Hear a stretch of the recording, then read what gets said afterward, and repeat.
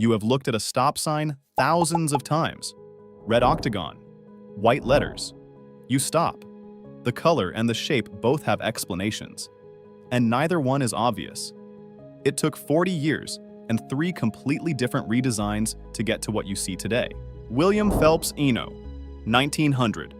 In 1900, a New York businessman named William Phelps Eno watched a horse and carriage traffic jam lock up a city block. Nobody was hurt. Nobody knew what to do about it either. He wrote an article that year called "Reform in Our Street Traffic Urgently Needed," and proposed, among other things, placing stop signs at intersections. Eno also developed the one-way street, the traffic circle, the taxi stand, and the pedestrian crosswalk. He never once learned to drive. He thought automobiles were a fad and expected them to disappear. He spent his whole career designing systems for a machine he assumed would not last. Detroit, 1915. The first stop sign went up in Detroit in 1915. A 2-foot square of metal with black letters on white. Square shape, the word stop. That was it. There was no national standard yet, and no shared system for what a stop sign should look like. Detroit was solving its own problem. For the first decade, stop signs came in different sizes, shapes, and colors, depending on who made them. Every city did something different. Drivers crossing state lines encountered signs they had never seen before. Something had to give. The 1923 Danger Hierarchy. In 1923, the Mississippi Valley Association of State Highway Departments settled the shape question. They built a classification system where the number of sides indicated danger level. The more sides, the closer the shape is to a circle. The closer to a circle, the higher the danger. A circle meant railroad crossings, the most serious situation on the road. An octagon, one step below, meant stop. A triangle meant yield. A diamond meant warning. A rectangle meant information. The system gave every driver a way to read a sign before they could make out the lettering. 8 sides sits at a specific rank in that system, 1 position below the most dangerous sign on the road. That is the whole logic behind the shape. The hidden function. The octagon had one other quality that nobody planned for. It looks the same from any angle.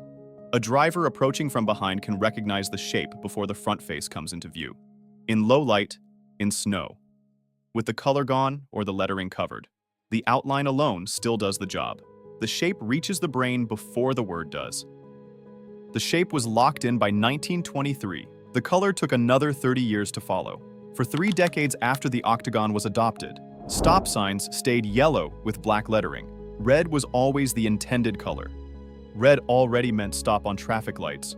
Railroads had used red as a stop signal since the 1800s. The problem was chemistry. A reflective red pigment durable enough to survive outdoor exposure, heat, rain, ultraviolet light did not exist yet. Yellow worked because the dye held. The 1935 Manual on Uniform Traffic Control Devices, the first national standard for road signs in the United States, made the yellow octagon official. Drivers across American cities through the 1940s stopped at yellow signs, and there was nothing unusual about it at the time.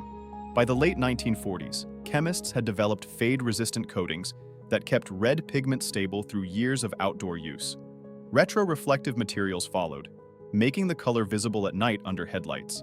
The problem that had blocked red for 30 years was finally gone. In 1954, the MUTCD was revised. All stop signs were to be red with white lettering.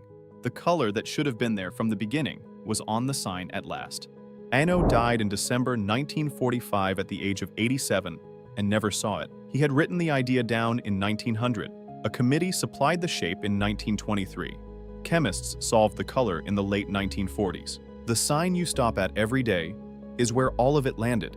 If this one surprised you, hit subscribe. FactFound TV covers the engineering and history hiding in plain sight every day. New videos every week.